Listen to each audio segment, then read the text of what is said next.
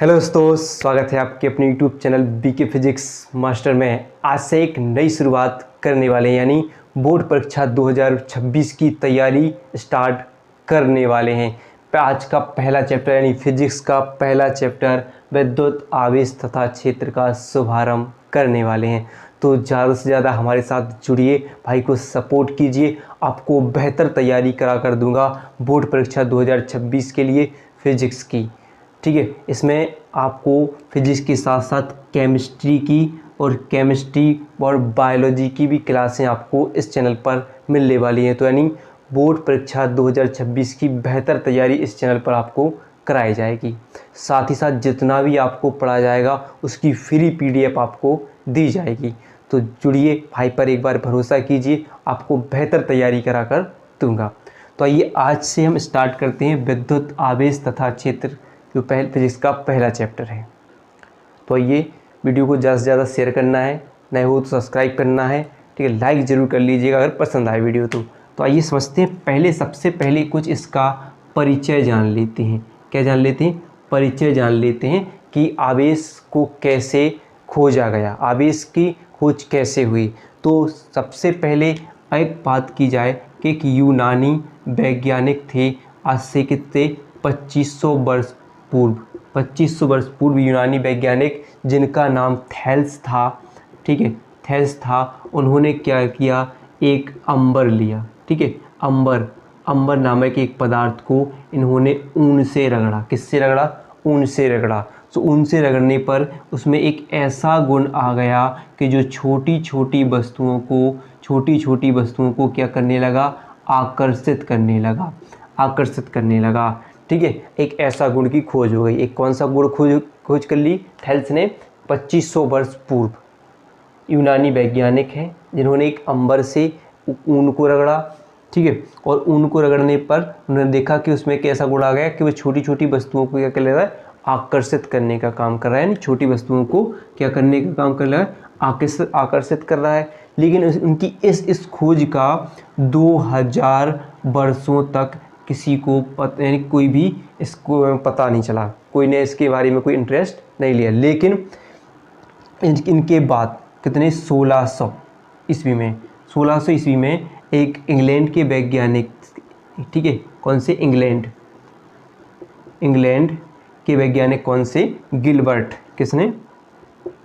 Gilbert ने क्या किया कि उन्होंने बताया कि अंबर के अलावा भी कई ऐसे पदार्थ होते हैं जिनको आपस में रगड़ने पर भी छोटी छोटी वस्तुओं को, जैसे मान लीजिए कोई तिनके या कागज़ के टुकड़े आदि वस्तुओं को क्या कर सकते हैं? आकर्षित कर सकते हैं। ठीक है, तो ऐसे भी बोला कि अवनाश की छड़, अवनाश है, और इसके बोला कि कांच, गंधक, ऐसी वस्तुएं, इनको अगर और अन्य पदार्थों से रगड़ने पर इनमें भी छोटी छोटी वस्तुओं को आकर्षित करने का गुण आ जाता है। जैसे कि आपने एक चीज़ पढ़ा होगा, उदाहरण के लिए हम समझते कैसे, जैसे कि अगर हम क्या करें, इस सूखे बालों में एक पेन को रगड़ें। ठीक है, और फिर हम एक चीज़ देख सकते हैं कि मान लीजिए मेरे पास कुछ कागज़ के टुकड़े हैं और हम क्या करते हैं, सूखे बालों में इसको रगड़ते हैं। तो रगड़ने पर क्या करेगा? ये देखो, ये क्या कर रहा है? एक पेज के लिए चिपका रहा है कि नहीं? तो ये कौन सा गुण है? वही इसी को क्या कहा गया? आवेश। यानी जिस पदार्थ में यह गुण आ जाता है कि वो छोटी छोटी वस्तुओं को आकर्षित कर सकता है, तो उसे क्या कहा गया? वैद्युतमय कहा गया। ठीक है, और जिसके कारण आता है, यानी जिसके कारण ये गुण आता है, उसे वैद्युत कहा गया। और ये वैद्युत ही क्या कहलाता है? आपका आवेश कहलाता है। क्या कहलाता है? आवेश ही कहलाता है। तो जिस वस्तु में किसी छोटी वस्तुओं को आकर्षित करने का गुण आ जाता है उसे विद्युत कहा गया है, वैद्युतमय कहा गया है। और जिसके कारण आ रहा है, यानी वो घर्षण करने के कारण आ गया, तो वो क्या कहलाता है? वैद्युत कहलाया। और ये सब किसका खेल है? इलेक्ट्रॉन का खेल है। तो आगे हम उसके बारे में हम समझने वाले हैं। तो इतना आपको समझ में आ गया। अब चलते हैं हम आवेश की परिभाषा की तरफ। तो हम इसको साफ करते हैं और फिर चलते हैं इसकी परिभाषा यानी डेफिनेशन क्या होगी आवेश की। ठीक है, और लिखते चलना है। ठीक है, नोट्स बनाते चलना है, और साथ में आपको फ्री पीडीएफ भी इसकी मिल जाएगी। तो फिर क्या होगा? परिभाषा। तो परिभाषा क्या होगी इसकी? तो किसी पदार्थ का क्या हो जाएगा? किसी पदार्थ का वह गुण जिसके कारण उसमें विद्युत तथा चुंबकीय प्रभाव उत्पन्न हो जाता है, आवेश कहलाता है।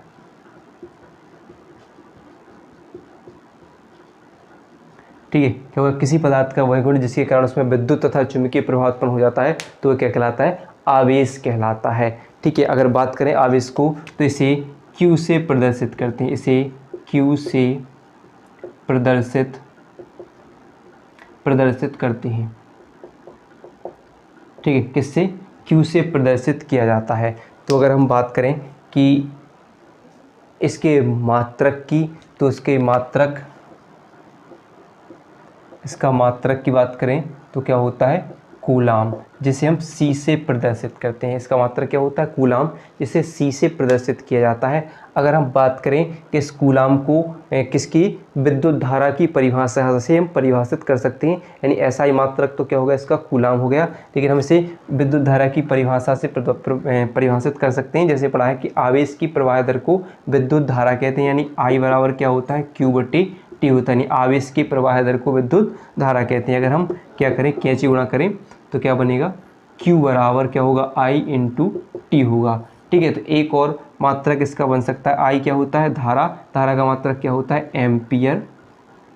ठीक है, एम्पियर, और समय T समय का मात्रक क्या होता है, सेकंड। तो एक और मात्रक हो जाएगा एम्पियर सेकंड, इसका मात्रक हो जाता है। अगर इससे विमा बनाने की कोशिश करें हम तो विमा बना सकते हैं कि एम्पियर की विमा क्या, यानी धारा की विमा क्या होती है, A, और समय की विमा क्या होती है, T। ठीक है, तो इसकी विमा क्या हो जाएगी, विमा क्या हो जाएगी, AT। विमा क्या हो जाएगी इसकी, AT, इसकी क्या हो जाएगी, विमा हो जाएगी। अब जैसे हमने बात की कि आवेश किसके कारण उत्पन्न होता है, इलेक्ट्रॉन के। तो मान लीजिए किसी पदार्थ में इलेक्ट्रॉनों की संख्या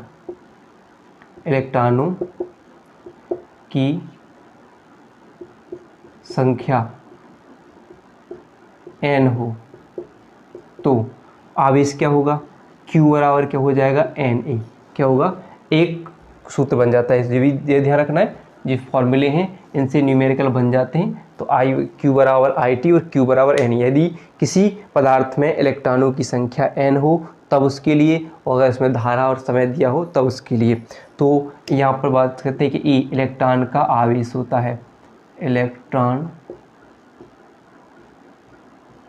पर आवेश होता है, इलेक्ट्रॉन पर आवेश जिसका मान फिक्स होता है 1.6 × 10⁻⁻⁰ कूलाम होता है। और n क्या होगी, इलेक्ट्रॉनों की संख्या। ठीक है, लिखा है कि n इलेक्ट्रॉनों की संख्या हो जाएगी। तो इतना आपको ध्यान रखना है। इतना समझ में आया कि नहीं, कि परिभाषा क्या होगी, किसी पदार्थ का वह गुण जिसके कारण उसमें विद्युत तथा चुंबकीय प्रभाव उत्पन्न हो जाता है वो आवेश कहलाता है। आवेश को Q से प्रदर्शित किया जाता है। इसका मात्रक की बात करें तो कूलाम, ऐसा ही मात्रक कूलाम, इसे हम C से लिखते हैं। अगर हम कूलाम को परिभाषित करना हो तो किससे कर सकते हैं, विद्युत धारा से। तो I बराबर क्या होता है, Q/T हो जाता है, यानी आवेश प्रवाह की दर को विद्युत धारा कहते हैं। अगर हम सूत्र बनाए तो Q बराबर IT बनता है, I एम्पियर समय, T समय हो गया, सेकेंड हो जाता है उसका मात्रक। तो इनके विमा बनाने की कोशिश करें तो एम्पियर धारा की विमा A और समय की विमा T, तो AT इसकी विमा हो जाएगी। अगर बात करें कि इसी आवेश में, यानी किसी पदार्थ में इलेक्ट्रॉनों की संख्या क्या हो, n हो, तो उस पर उत्पन्न आवेश की मात्रा क्या होगी, तो Q बराबर n होगी। यानी बात की जाती है, एक सबसे ज़्यादा प्रश्न बनता है कि एक कूलाम आवेश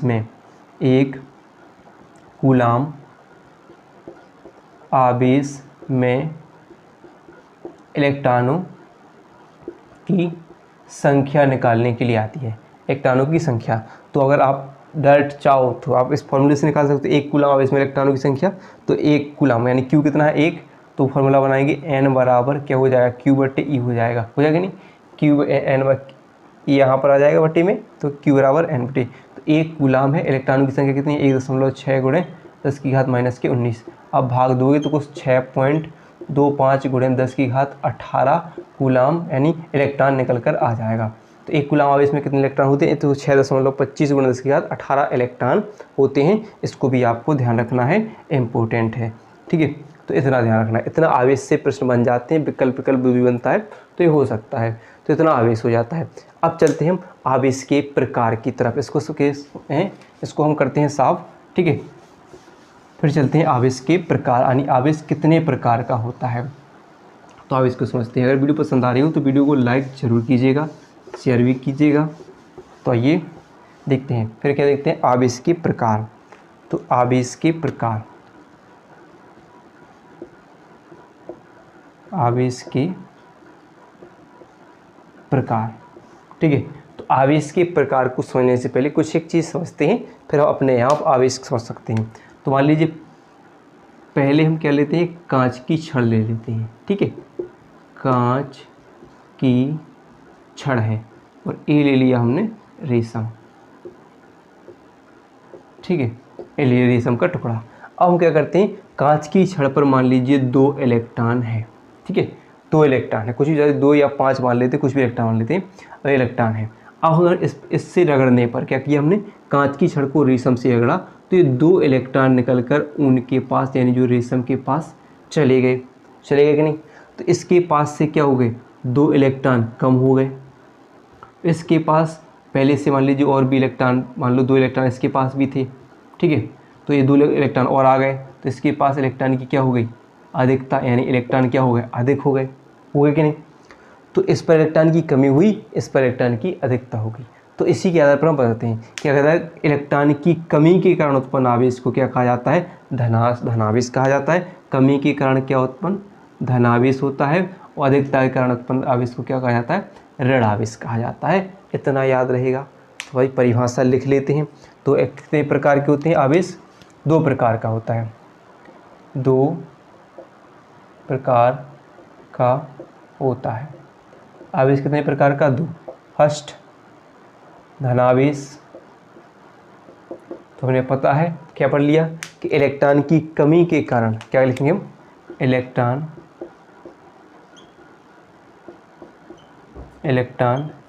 की कमी के कारण उत्पन्न आवेश को धनावेश कहते हैं, ठीक है, याद रहेगा। तो ये क्या होगा, जैसे कांच की छड़ को हमने रेशम से रगड़ा तो कांच की छड़ यहाँ पर क्या कहलाई, धनावेश क्या है, क्योंकि इसके पास इलेक्ट्रॉन चले गए। फिर होता है ऋणावेश,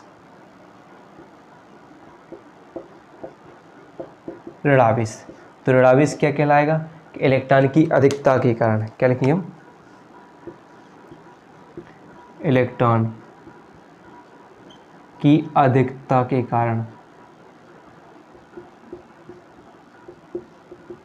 कारण उत्पन्न आवेश को ऋणावेश कहा जाता है।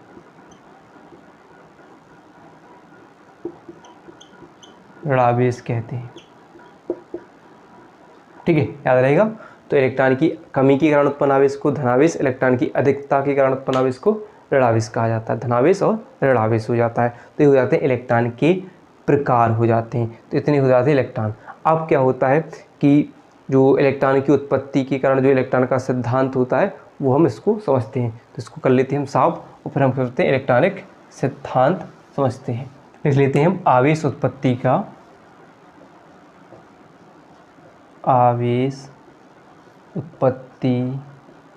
का इलेक्ट्रॉनिक सिद्धांत, ठीक है। तो इसको पढ़ लेना है,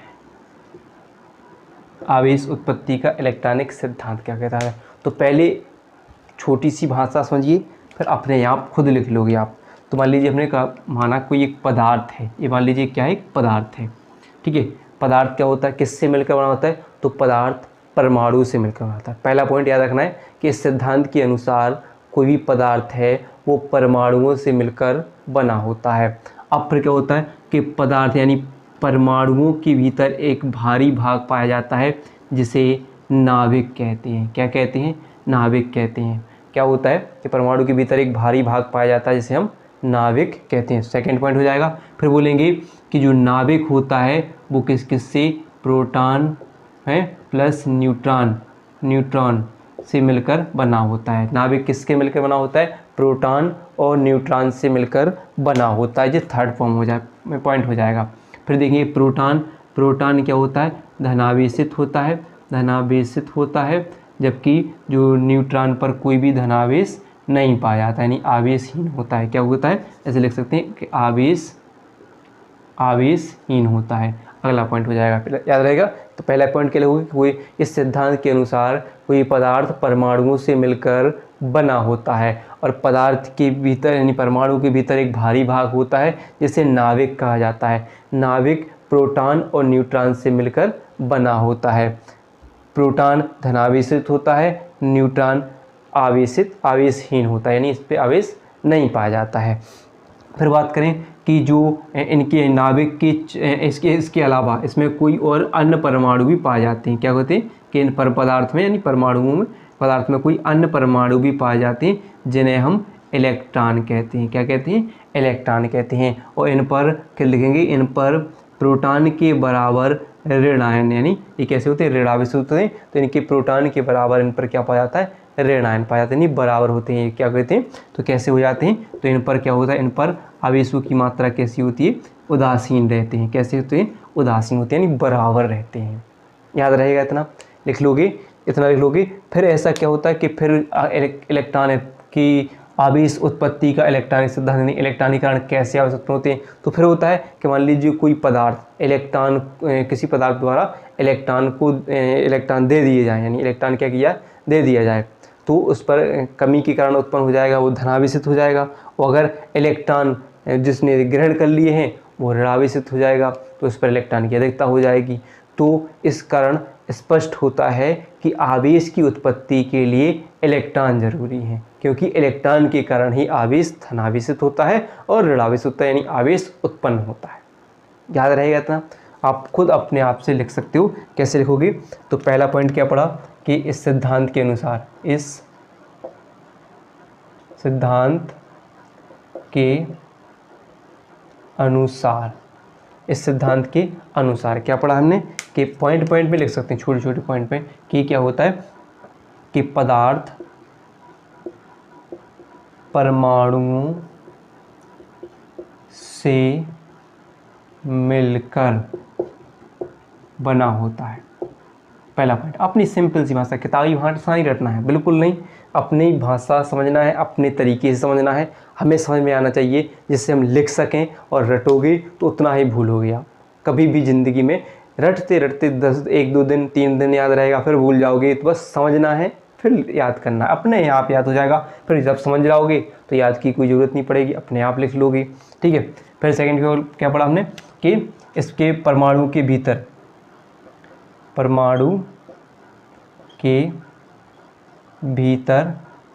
भारी भाग होता है जिसे नाभिक कहते हैं, ठीक है, नाभिक कहते हैं। इतनी बात रहेगा कि परमाणु के भीतर एक भारी भाग पाया जाता है जिसे हम नाभिक कहते हैं, जो किससे मिलकर बना होता है, जो प्रोटॉन तथा न्यूट्रॉन से मिलकर बना होता है, ठीक है। किससे, न्यूट्रॉन और प्रोटॉन से मिलकर बना होता है। अब प्रोटॉन कैसा होता है, प्रोटॉन कैसा होता है, प्रोटॉन धनावेशित तथा न्यूट्रॉन आवेशहीन होता है, ठीक है। इतना याद रहेगा। अब क्या करेंगे कि आवेशहीन होता है, फिर बात करें कि इनके अलावा, यानी इनके अलावा भी इन पर एक और अन्य परमाणु पाए जाते हैं, ठीक है। तो इनके अलावा ऐसे लिख सकते हैं,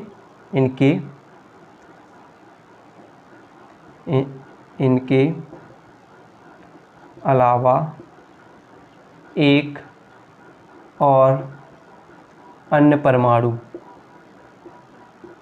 पाए जाते हैं जिन्हें इलेक्ट्रॉन कहते हैं, इलेक्ट्रॉन कहते हैं, अब लिखते चलिएगा इलेक्ट्रॉन कहते हैं। ठीक है, इन पर क्या होता है, प्रोटॉन के बराबर ऋण आवेश होता है। इन पर प्रोटॉन के बराबर ऋण आवेश होता है।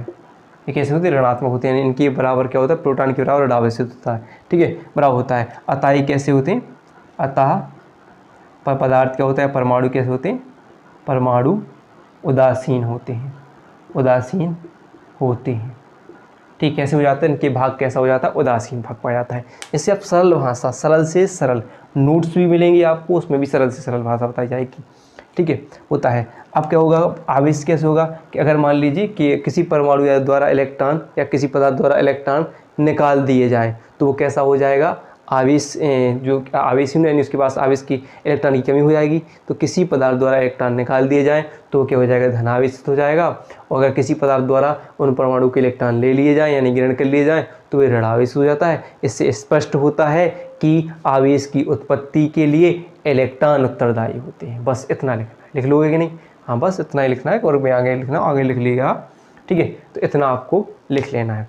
अब चलते हैं हम आवेश के गुण पढ़ते हैं। ठीक है, आवेश के गुण पढ़ लेते हैं, जानते हैं आवेश के गुण क्या क्या होते हैं, जिससे आवेश आप एक बार में ख़त्म करो आज। ठीक है, फिर इसके आगे हम पढ़ेंगे। तो इसको साफ कर लेते हैं।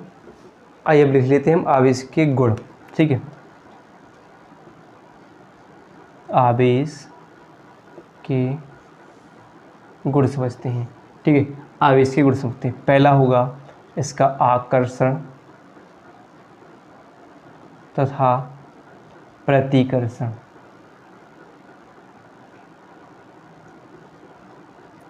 आकर्षण तथा प्रतिकर्षण होता है। ठीक है, पहले कुछ समझते हैं। ठीक है, आइए समझते हैं कि मान लीजिए हमने दो छड़ ली। ठीक है, दो छड़ ली, कोई भी छड़ है, दो छड़ ली।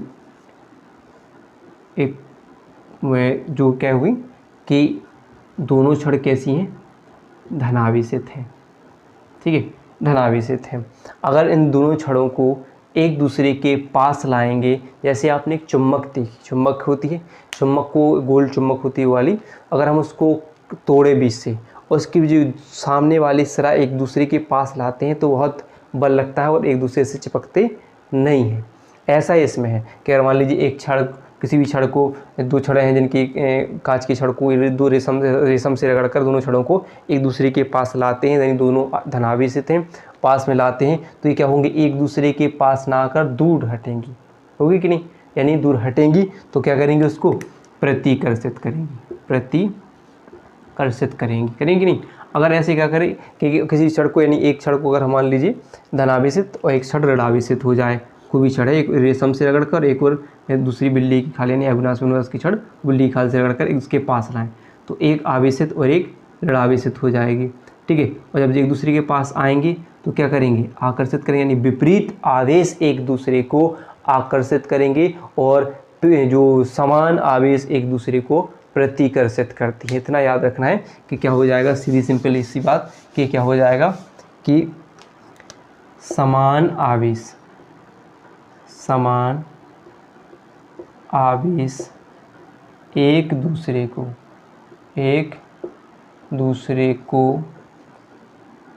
क्या करेंगे, प्रतिकर्षित करते हैं। समान आवेश एक दूसरे को प्रतिकर्षित तथा विपरीत आवेश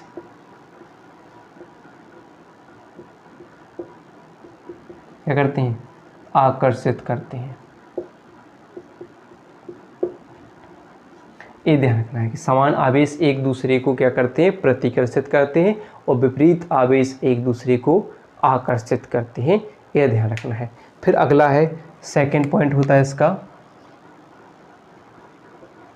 आवेश का संरक्षण का सिद्धांत।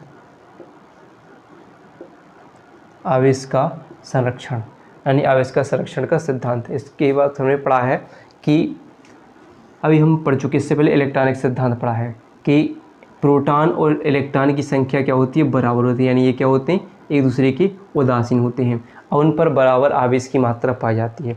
हम क्या करते हैं कि बस इलेक्ट्रॉन को एक दूसरे को दान कर देते हैं, यानी अधिकता और कमी हो जाती है एक दूसरे पर, लेकिन रहते बराबर ही हैं।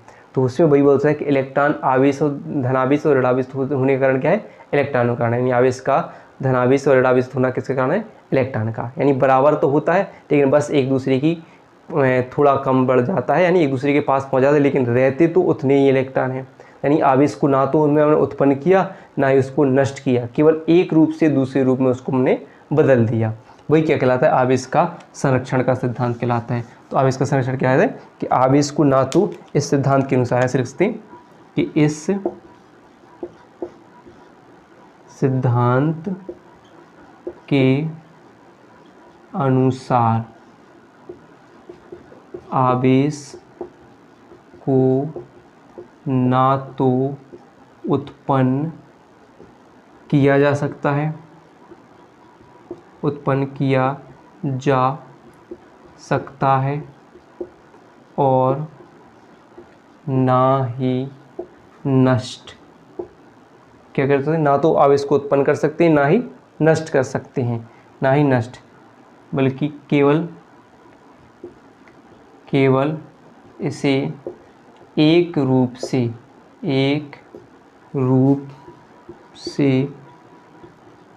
दूसरे रूप में परिवर्तित कर सकते हैं। ठीक है, इस सिद्धांत के अनुसार आवेश को ना तो उत्पन्न किया जा सकता है ना ही नष्ट किया जा सकता है, केवल एक रूप से दूसरे रूप में परिवर्तित कर सकते हैं। कैसे, जैसे होता है कि कांच की छड़ को अगर हम रेशम से रगड़ें, कांच की छड़ को रेशम से रगड़ें, इसके इलेक्ट्रॉन केवल इसके पास चले जाएंगे, ये आवेशित धनावेश हो जाएगी, ऋणावेश हो जाएंगी, लेकिन इसमें कोई भी हमने इलेक्ट्रॉन को कहीं और से नहीं लाया या कहीं और अदर जगह दूसरी जगह नहीं भेजा, केवल एक दूसरे से अदला बदली की, बस और कुछ नहीं। ना तो आवेश को उत्पन्न कर सकते हैं ना ही नष्ट, केवल एक रूप से दूसरे रूप में परिवर्तित कर सकती है। ठीक है, ऐसे होता है कि आवेशों की योज्यता का नियम क्या होता है, आवेशों की योज्यता क्या होती है कि मान लीजिए कोई भी कण पर यानी किसी पदार्थ पर विभिन्न आवेश, अलग अलग प्रकृति के आवेश रखे हों, तो उन सभी का योग उस पर उपस्थित कुल आवेश के योग के क्या हो जाता है, बराबर हो जाता है, यानी आवेशों का योज्यता का नियम। ठीक है, तो आवेशों की योज्यता, आवेशों की योज्यता।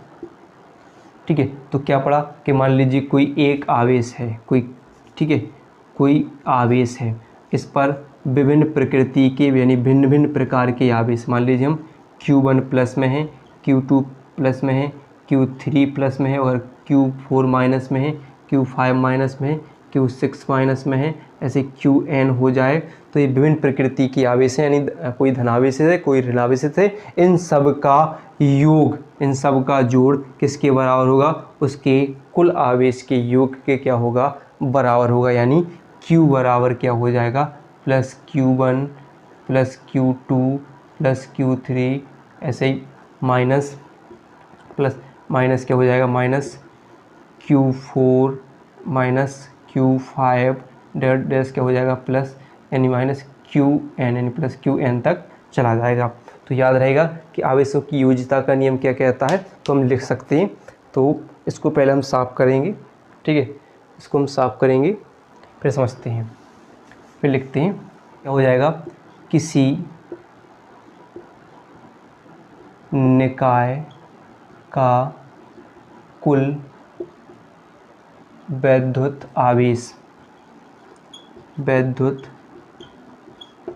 आवेश उसके विभिन्न कणों पर उपस्थित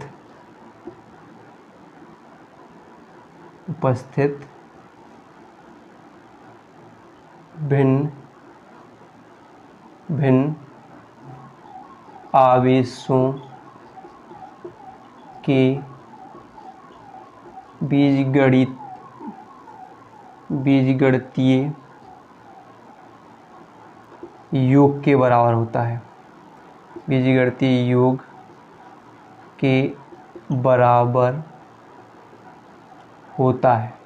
ठीक है, तो बड़ा किसी निकाय का कुल वैद्युत आवेश उसके विभिन्न अवयवी कणों, ऐसे लिख सकते हैं विभिन्न अवयवी, आप सकते अवयवी कणों पर उपस्थित भिन्न भिन्न आवेशों की बीजगणितीय योग के बराबर होता है। यानी मान लीजिए इसका कुल वैद्युत आवेश Q हो और भिन्न भिन्न कण मैंने बताए हैं, अगर हम +Q1 +Q2 ऐसे मान लेते चलें, +Q3 ऐसे -Q4 मान लें, ऐसे Q5 मान लें, डैश +Qn हो जाएगा। तो ये इसके विभिन्न अवयवी कण हो जाएंगे। ठीक है, ऐसे आप लिख सकते हो, ये आवेशों की योज्यता का नियम है। फिर चलते हैं आवेशों का क्वांटीकरण पर। ठीक है, तो अगला आता है आवेशों का क्वांटीकरण।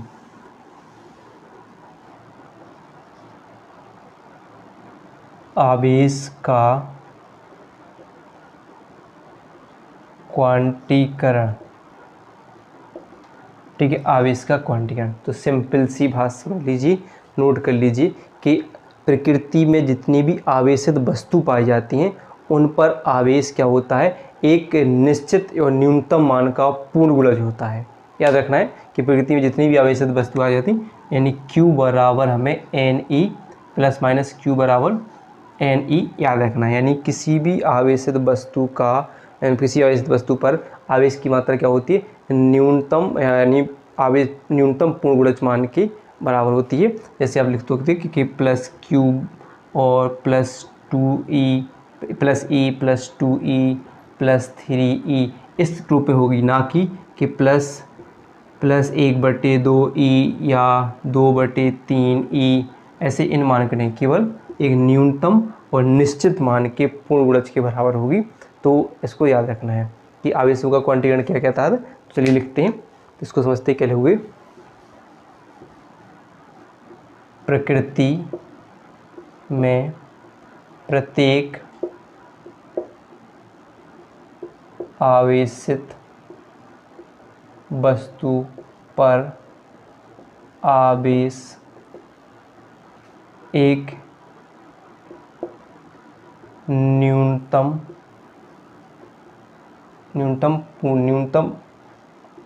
मान का पूर्ण गुणज